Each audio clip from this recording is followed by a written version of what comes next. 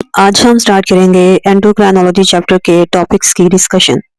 Endocrinology ये physiology और medicine की वो ब्रांच है जिसमें हम स्टडी करते हैं एंडोक्राइन ग्लैंड्स को। एंडोक्राइन ग्लैंड्स हमारी बॉडी में वो स्ट्रक्चर्स हैं जो कुछ केमिकल्स सिक्रीट करते हैं और उन केमिकल्स को हम बोलते हैं हार्मोन्स। ये हार्मोन्स हमारी बॉडी के मेटाबॉलिज्म को रेगुलेट करते हैं। मैंने टर्म रेगुलेट यूज़ किया है, इसका मीनिंग क्या है कि अगर कोई रिएक्शन बहुत ज़्यादा हो रहा है, उसको कम करने की ज़रूरत है क्योंकि वो आपके लिए नुकसानदेह है, तो ये हार्मोन उसको कम भी कर सकते हैं। और अगर कोई रिएक्शन बहुत लो स्पीड पे चल रहा है, जिस कंडीशन में आप बीमार हो सकते हैं, तो ये हार्मोन्स आके उसको ट्रिगर करते हैं और ट्रिगर करके उसको एनहांस करवाते हैं उसका रिएक्शन और आपको एक हेल्दी स्टेट में लेके आते हैं। तो ये टर्म रेगुलेट याद रखिएगा, इसमें कोई भी रिएक्शन जो है वो ज़्यादा नहीं हो रहा या ओनली कम नहीं हो रहा। इसमें बॉडी की नीड के अकॉर्डिंग चेक किया जाता है कि उसको रिएक्शन को कम करवाना है या ज़्यादा करवाना है। तो ये हार्मोन्स उसके अकॉर्डिंग क्या करते हैं, हमारे मेटाबॉलिज्म को रेगुलेट कर सकते हैं। एंडोक्राइनोलॉजी पे फोकस करने से पहले हम देख लेते हैं कि ग्लैंड्स हमारी बॉडी में क्या-क्या रोल प्ले कर रहे होते हैं। तो ग्लैंड्स वो बॉडी के स्ट्रक्चर्स हैं जो कि केमिकल्स को बनाएँगे और केमिकल्स क्या करेंगे, बॉडी की मल्टीपल रिक्वायरमेंट्स को फुलफिल करेंगे। ग्लैंड्स 3 टाइप्स के होते हैं। जो फर्स्ट टाइप है उसमें हम एंडोक्राइन ग्लैंड्स को डिस्कस करेंगे। सेकंड टाइप ग्लैंड्स की है एक्सोक्राइन ग्लैंड्स और थर्ड टाइप के ग्लैंड्स को हम कहते हैं हेटेरोक्राइन ग्लैंड्स। फर्स्ट 2 टाइप के ग्लैंड्स में जो एंडोक्राइन ग्लैंड्स हैं उनको हम डक्टलेस ग्लैंड्स भी कहते हैं और एक्सोक्राइन को हम डक्टेड ग्लैंड्स भी कहते हैं। फर्स्ट 2 ग्लैंड्स के कंपैरिजन को समझने के लिए एक छोटी-सी फिगर मैं ड्रॉ करती हूँ। चाहे एक्सोक्राइन ग्लैंड है, चाहे एंडोक्राइन ग्लैंड है, दोनों ही कुछ केमिकल्स बनाते हैं जो कि बॉडी के मेटाबॉलिज्म के लिए चाहिए होता है। तो वो जो केमिकल है जिस जगह बनाया जा रहा होता है उस जगह को हम कहते हैं फॉर्मेशन साइट और जिस जगह पे काम करना होता है उसने उस केमिकल ने जो कि इस ग्लैंड ने बनाया है उस जगह को हम कहते हैं वो है एक्शन साइट। एक्सोक्राइन ग्लैंड ने जो केमिकल जिस जगह पे बनाया होता है वो मोस्टली उसी जगह पे काम करते हैं, उसके नज़दीक ही वो एरिया होता है। तो उस जगह पे ट्रांसफ़र करने के लिए उस ग्लैंड के पास अपनी डक्ट होती है, अपनी ट्यूब होती है। तो एक्सोक्राइन ग्लैंड से जो भी केमिकल बनाया होता है, उसे बनाने वाली जगह से जिस जगह पे उस केमिकल ने काम करना होता है, उस पे ट्रांसफ़र करने के लिए इस ग्लैंड के पास अपनी ये ट्यूब होती है। और इस ट्यूब के थ्रू ये क्या करता है, उस जगह पे जहाँ पे बना है ये केमिकल, इस ट्यूब के थ्रू ये ट्रांसफ़र कर देता है जहाँ पे उसने काम करना होता है। तो इसलिए जो एक्सोक्राइन ग्लैंड्स होते हैं, उसे हम कहते हैं ये डक्टेड ग्लैंड्स हैं। इनके पास अपनी डक्ट होती है, अपने केमिकल्स को सिक्रीट करने के लिए फॉर्मेशन वाली साइड से काम करने वाली जगह पे। एंडोक्राइन ग्लैंड्स का जो केमिकल होता है, जिससे आपने अभी हार्मोन बोला था, वो जिस जगह पे बनाया जाता है, जब उसको ट्रैवल करना होता है एक्शन साइट तक, तो वो जगह बहुत दूर होती है। उसके लिए वो अपनी डक्ट का यूज़ या अपनी ट्यूब का यूज़ वो ग्लैंड नहीं करता। तो फिर वो हेल्प लेता है ब्लड वेसल्स की, क्योंकि ब्लड वेसल्स आपकी पूरी बॉडी के अंदर स्प्रेड होती हैं। तो जब भी ये वाला ग्लैंड अपना केमिकल बनाएगा, तो उसको पोर कर देता है किसके अंदर? ब्लड वेसल्स में। तो वो ब्लड वेसल्स क्या करती हैं, फिर उसका केमिकल पिक करती हैं फॉर्मेशन साइट से और उसको डिलीवर कर देती हैं कहाँ पे? एक्शन साइट पे। तो ये हेल्प ले रहे हैं किस चीज़ की? ब्लड वेसल्स की। और ये हम कौन से ग्लैंड्स की बात कर रहे हैं? हम बात कर रहे हैं एंडोक्राइन ग्लैंड्स।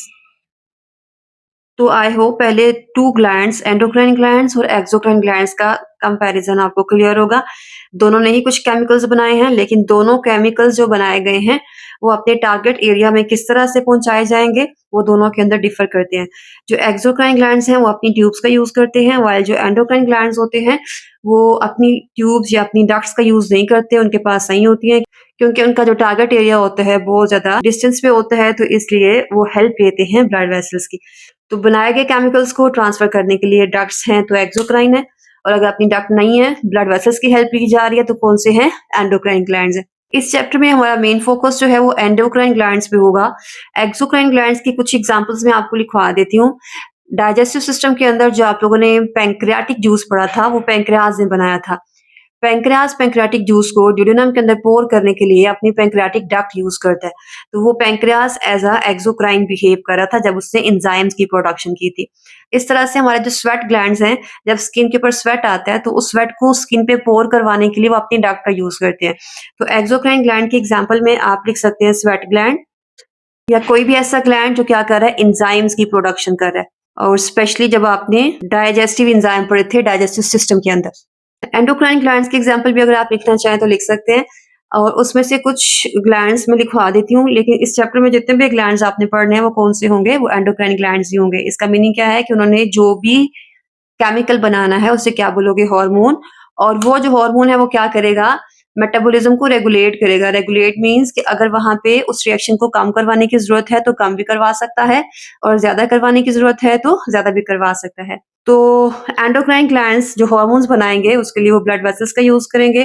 कुछ मैं आपको एग्ज़ाम्पल लिखवा रही हूँ like thyroid gland and pituitary gland. मैंने 2 आपको लिखवा दिए हैं, लेकिन आगे हमने सारे ग्लैंड्स की डिटेल पढ़नी है इसी चैप्टर में। लास्ट में एक टाइप रह गई है हेटेरोक्राइन ग्लैंड्स। हेटेरोक्राइन ग्लैंड्स वो होते हैं जो कि sometimes as a endocrine behave करते हैं और sometimes as a exocrine behave करते हैं। पैंक्रियास मैंने आपको डाइजेस्टिव सिस्टम में बताया था, जब वो डाइजेस्टिव एंजाइम बनाता है, ड्यूडेनम में पोर करता है, तो उसके पास अपनी डक्ट है, तो वो एज़ अ एक्सोक्राइन बिहेव करेगा। बट इस चैप्टर में हम देखेंगे कि वही पैंक्रियास कुछ हार्मोन भी बनाएगा लाइक इंसुलिन एंड ग्लूकागोन, जो कि हमारी बॉडी में ब्लड शुगर को रेगुलेट करेंगे। तो पैंक्रियास का कुछ portion as a exocrine behave करता है और कुछ portion as a endocrine behave करता है। तो इस तरह के ग्लैंड को हम कहते हैं, यह है हेटेरोक्राइन ग्लैंड, जिसका कुछ पार्ट एक्सोक्राइन और कुछ एंडोक्राइन नेचर का होता है। तो इसकी एग्जांपल में आप लिख सकते हो पैंक्रियास। तो हमारी बॉडी में कौन-कौन से एंडोक्राइन ग्लैंड्स हैं, वो कौन-कौन से हार्मोन सीक्रेट करेंगे, उनका काम क्या होता है, वो हार्मोन्स अगर नहीं बनते हैं, तो तब हमारी बॉडी में कौन-कौन से डिसऑर्डर्स हो सकते हैं। वो सब डिटेल को स्टार्ट करने से पहले मैं आपके साथ हार्मोन्स की कुछ हिस्ट्री शेयर करूँगी, हार्मोन्स के कैरेक्टर शेयर करूँगी और ये हार्मोन्स जो हैं, किस नेचर के होते हैं, कैसे काम करते हैं, फिर उसके बाद हम एंडोक्राइन ग्लैंड्स कौन से हैं और उनके कौन से हार्मोन्स होते हैं, उसकी डिटेल को स्टार्ट करेंगे। सबसे पहले 1902 में 2 साइंटिस्ट थे स्टार्लिंग एंड बेलिस। उन्होंने एक हार्मोन डिस्कवर किया 1902 में, उसका नेम था सिक्रेटर। अभी जस्ट इसका नेम याद कर लें, बाकी जब मैं आपको ग्लैंड्स की डिटेल बताऊँगी तो उसमें इसकी वर्किंग क्या होती है मैं आपको डिटेल के साथ बता दूँगी। हॉर्मोन्स की केमिकल नेचर को हम डिस्कस करते हैं अभी कि जो एंडोक्राइन ग्लैंड्स ने केमिकल बनाया है जिसे हम हार्मोन कह रहे हैं, वो किस नेचर का होता है, मीन्स कि वो प्रोटीन्स का बना होता है, वो कार्बोहाइड्रेट्स का बना होता है या लिपिड्स का बना होता है। तो पहला जो ग्रुप हम लिखेंगे हार्मोन्स का केमिकल नेचर के बेस पे कि वो कौन से बायोमोलिक्यूल का बना हुआ है, वो हैं पेप्टाइड्स। और पेप्टाइड हार्मोन्स को हम प्रोटीनेशियस हार्मोन्स भी कहते हैं। सेकंड ग्रुप हम देखेंगे हार्मोन्स का केमिकल नेचर के बेस पे, वो है अमाइन हार्मोन्स। और थर्ड ग्रुप हमने जो डिस्कस करना है हार्मोन्स की क्लासिफिकेशन में, जो कि हम उसकी बायोकेमिस्ट्री मीन्स के केमिकल नेचर के बेस पे देख रहे हैं, वो है स्टेरॉइड हार्मोन्स। पेप्टाइड हार्मोन जिसे हम प्रोटीनेशियस हार्मोन्स भी कहते हैं, इसके अंदर अमीनो एसिड्स की चेन मौजूद होती है जो कि पेप्टाइड लिंकेज के थ्रू अटैच होते हैं। जैसे आप लोगों ने प्रोटीन्स के लेक्चर में पढ़ा होगा कि उसमें जो भी अमीनो एसिड है प्रोटीन्स का, वो पेप्टाइड बॉन्ड के थ्रू हमने ना उसको अटैच कराया था। तो यहाँ पे मिनिमम 3 और मैक्सिमम 200 के अराउंड अमीनो एसिड्स होती हैं। मैंने 200 नहीं लिखा है, 200 के अराउंड लिखा है क्योंकि कुछ हार्मोन्स ऐसे हैं जिनके अंदर 200 से कुछ ज़्यादा अमीनो एसिड्स मौजूद होते हैं।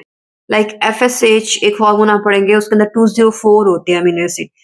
तो इसलिए मैंने मिनिमम 3 लिख दिए और 200 के अराउंड लिख दिया कि इससे कुछ ज़्यादा या इसके राउंड अबाउट इसका फिगर हो सकता है अमीनो एसिड्स का।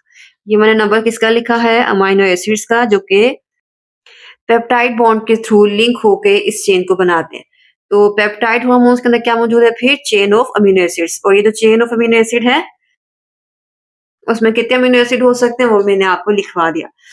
तो पेप्टाइड हार्मोन में हम जो हार्मोन पढ़ेंगे उसमें मल्टीपल हार्मोन्स हैं। 2 एग्जांपल्स मैं आपको लिखवा रही हूँ। फर्स्ट इंसुलिन हार्मोन और सेकंड में आपको लिखवा रही हूँ ग्रोथ हार्मोन। इनके अलावा भी और बहुत से हार्मोन्स जो हैं वो पेप्टाइड नेचर के होते हैं। मैंने 2 एग्जांपल्स आपको लिखवाई हैं। बाकी जब हम ग्लैंड्स की डिटेल पढ़ेंगे उसमें हार्मोन्स की लिस्ट बनाएँगे तो उसके साथ में आपको लिखवाती जाऊँगी कि उनमें से कौन-सा हार्मोन पेप्टाइड नेचर का है, कौन-सा अमाइन नेचर का है और कौन-सा स्टेरॉइड नेचर का होता है। सेकंड ग्रुप जो हार्मोन्स का मेरा बेटा आपको नज़र आ रहा है अमाइन हार्मोन्स, इसके अंदर अमीनो एसिड की चेन नहीं होती है, इसके अंदर सिंगल अमीनो एसिड होता है।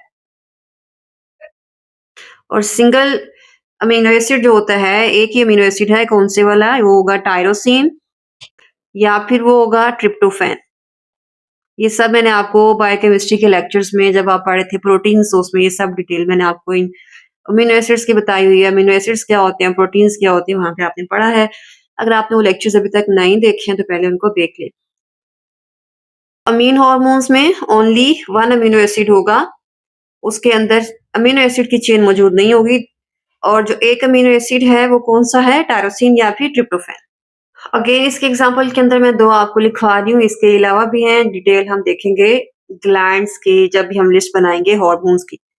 और इसके एग्जांपल में मैं एक हार्मोन लिखवा रही हूँ एड्रेनालिन। इसकी भी डिटेल पढ़ेंगे इंशाल्लाह हम जब हम ग्लैंड्स की डिटेल पढ़ेंगे। थर्ड ग्रुप जो हार्मोन्स का हमने लिखा हुआ है वो है स्टेरॉइड हार्मोन्स और स्टेरॉइड हार्मोन्स को हमने डिराइव किया होता है कोलेस्ट्रॉल से। और इसके एग्जांपल में आप कोट कर सकते हैं एस्ट्रोजन। फोर्थ ग्रुप जो हार्मोन्स का हम देखेंगे केमिकल नेचर की बेस पे वो है ग्लाइकोप्रोटीन्स। तो ग्लाइकोप्रोटीन्स में 2 कंपोनेंट होते हैं, फर्स्ट कार्बोहाइड्रेट है और कार्बोहाइड्रेट इसी पेप्टाइड चेन के साथ जुड़ा होता है। तो कार्बोहाइड्रेट्स किसके साथ हैं? पेप्टाइड चेन के साथ, जो ऊपर आपने पढ़ी कि मिनिमम 3 और मैक्सिमम 200 अराउंड अमीनो एसिड की एक चेन होती है। उसके साथ अगर आप कार्बोहाइड्रेट का मॉलिक्यूल जोड़ देंगे तो वो कौन-सा ग्रुप बनता है हार्मोन्स का? वो है ग्लाइकोप्रोटीन। और इसकी एग्जांपल में आप कोट कर सकते हैं एक हार्मोन, उसका नेम है एफएसएच। लास्ट ग्रुप जो हार्मोन का हम देखेंगे केमिकल नेचर की बेस पे वो है आइकोसानाइड।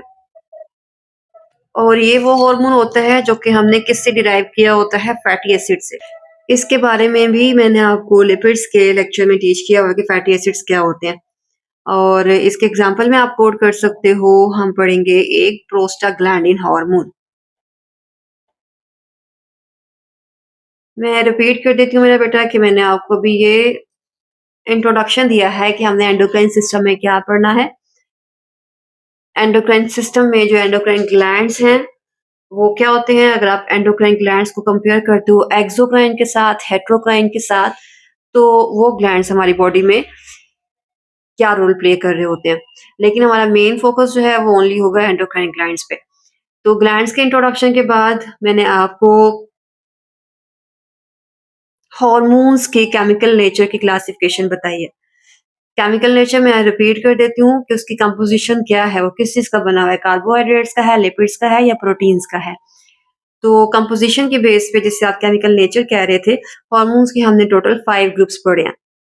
जिसमें फर्स्ट आपका था पेप्टाइड ग्रुप, सेकंड अमीन ग्रुप, थर्ड स्टेरॉइड हार्मोन्स का एंड फोर्थ को आपने बोला था ग्लाइकोप्रोटीन्स। फिफ्थ एंड लास्ट जो आपने ग्रुप पढ़ा था वो है आइकोसानाइड। और इन सारे ग्रुप्स की मैंने आपको मीनिंग भी बता दी कैसे हम क्यों कहते हैं, उनके साथ मैंने आपको कुछ एग्जांपल्स कोट करा दिए हैं, लेकिन इस ग्रुप के अंदर ओनली ये 1 या 2 हार्मोन्स नहीं आते हैं। और जब हम ग्लैंड्स की डिटेल पढ़ेंगे तो हर एक हार्मोन के साथ मैं आपको लिखवाती जाऊँगी कि ये अमाइन होता है, ये पेप्टाइड होता है और ये स्टेरॉइड होता है। और नेक्स्ट इंशाल्लाह हम हार्मोन्स की वर्किंग के बाद स्टार्ट करेंगे ग्लैंड्स की डिटेल कि वो कौन-कौन से हार्मोन्स बनाते हैं एंड इसके अलावा उन हार्मोन्स का काम क्या होता है। आज के लेक्चर के इंट्रोडक्शन में आपको कोई भी डाउट हो तो आप कमेंट सेक्शन में पूछ सकते हैं। आज के लिए अल्लाह हाफ़िज़।